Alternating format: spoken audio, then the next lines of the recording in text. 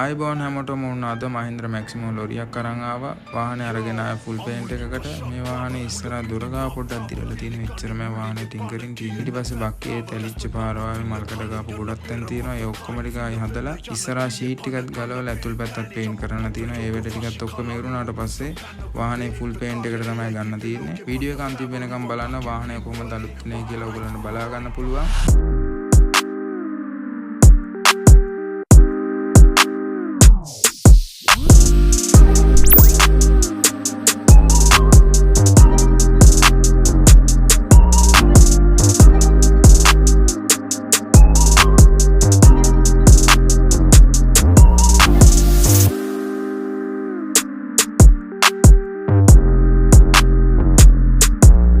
වාහනේ ඔක්කොම වැඩ ටික ඉවරනාට පස්සේ ෆයිනල් වීඩියෝ එක මම අනිවාර්යෙන්ම දාන්නම්.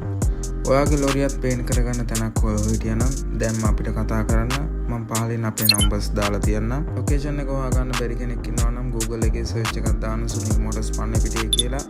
ඔයගොල්ලන්ට ලොකේෂන් එක හොයාගන්න ලේසි වෙයි. Sunil Motors.